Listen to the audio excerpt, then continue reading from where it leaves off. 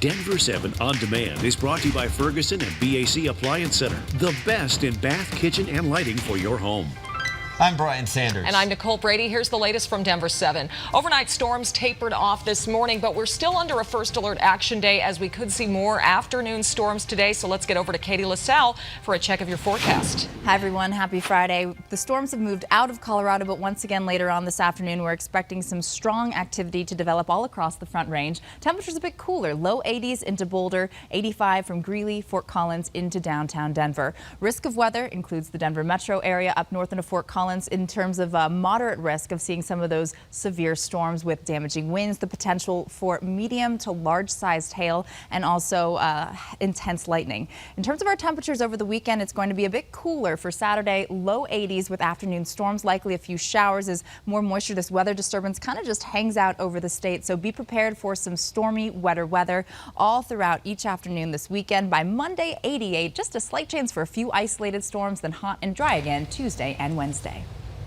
Well, 4th of July ended on a fairly violent note with 3 separate shootings, one of them turning deadly. These shootings span the metro, too, from right here in downtown Denver to southwest Denver and then out east to Aurora. In that Aurora shooting, one person was taken to the hospital and no word on their condition.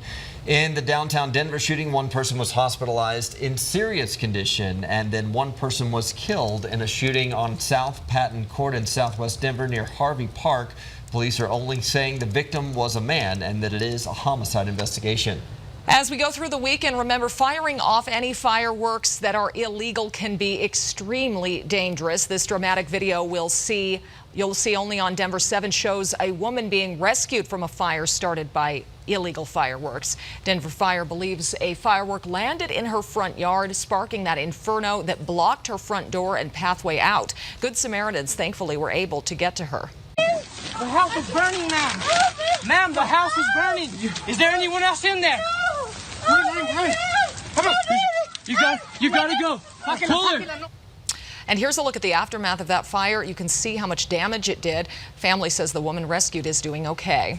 On the western slope in Grand Junction, illegal fireworks started a wildfire that threatened several homes. That fire burned about 9 acres, but it was in between 2 neighborhoods, so homes had to be evacuated. Fire officials say kids playing with fireworks were nearby when this happened, so that may have been the cause. Crews were able to stop the flames before they damaged any homes, and no one was hurt. Also, remember, our rivers and creeks are still running high right now, so don't try to tube or raft this weekend. Up north along the Poudre River, rescue crews had to save 9 people from the water yesterday. Most of them were out on inflatable rafts. One of them unfortunately stopped breathing and needed CPR. We're still working to find out the condition of that person. Some Aspen restaurants are breaking the rules, and that's leading to bear break-ins. Businesses aren't keeping their trash cans locked. In some cases, they've even left food on top of cans, which has attracted bears. According to a report in the Aspen Times, at least 2 garbage cans are ransacked every morning. Many mornings it's more than that. Aspen police have only cited 3 businesses for trash violations this summer. They say they'd rather warn businesses and educate them. Well, if you've driven near Broncos Stadium at Mile High recently, you may have noticed a very large structure going up close to the interstate. It has a few drivers asking, what's that? Our Micah Smith did some research and found out it's a unique business that will be the first of its kind here in Denver. This building looks like it's almost shooting straight up from the interstate. It's in a very visible place, and as you can imagine, many drivers are asking, what's that? This week, we got an email from Kevin Kay saying there's a building being built in a very tight area right along Colfax to the west of the ramp from southbound 25. Fills up a triangular area bordered on 3 sides by elevated roadway. Well, this is a new business that many of you may already know is coming to Denver, but maybe you didn't know exactly where it would be located. It's Meow Wolf. Meow Wolf describes itself as an immersive and interactive experience that transports visitors to other realms using art installations, video, and music production. And if you've never heard of the actual business, you may have heard of Meow Wolf's first amusement park ride, Kaleidoscape, currently at Elitch Gardens. Meow Wolf first announced it was coming to Denver at the end of last year, and it's scheduled to open in 2021. Are you seeing a large development like this one in your neighborhood, or is something else catching your eye? Email us at ourco@thedenverchannel.com. Don't forget to put "What's that?" in the subject line. I'm Micah Smith, Denver 7. And Micah will continue to answer your questions on new development. You can always email us, rco@thedenverchannel.com, and put "What's that?" in the subject line. One of Denver's most popular festivals starts today. The Cherry Creek Arts Festival has been taking over several city blocks in Cherry Creek North on 4th of July weekend for 29 years now. Wonder throughout the festival. There's so many fantastic artists, 265 artists, national and international artists. And so you'll find all sorts of various mediums that people are working in, whether it's painting, sculpture, jewelry, you name it, we'll have it at the Cherry Creek Arts Festival. And the Cherry Creek Arts Festival starts at 10 a.m. today, tomorrow, and Sunday. It's free to wander around, but you might want to bring money for food, drinks, and of course art. Parking is $6 at the on-site parking garages or free at the Cherry Creek Shopping Center.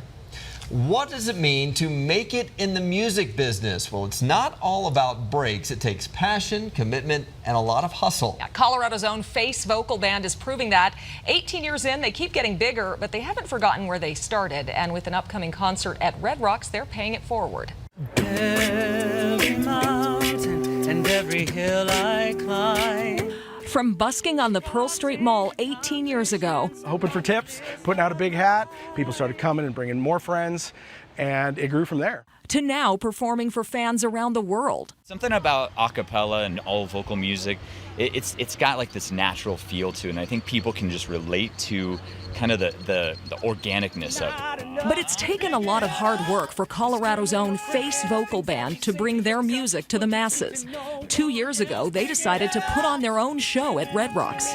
To achieve the Red Rocks stage, I mean, that's what you dream of as a little kid, you know. It was a surreal moment. A bucket list achievement for Face, and it wasn't just for them. The concert ended up raising over $30,000 for music education in Colorado, fueling another one of the band's missions. So everybody now, everybody's standing, everybody. To boost the next generation of musicians.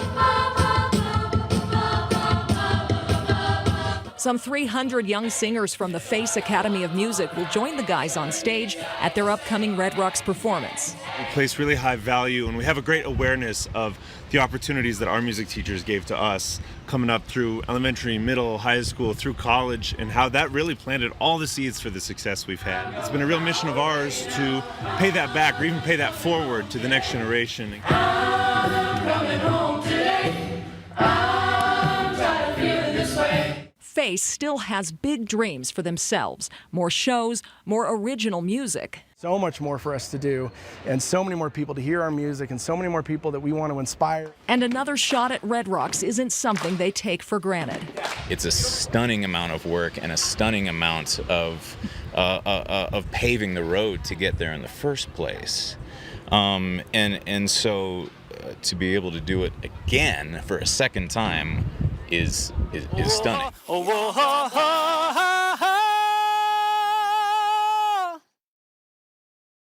All right, you can still get tickets for Face Vocal Band Return to the Rocks next Wednesday, July 10th, and they'll be performing with 3 other Colorado bands opening for them.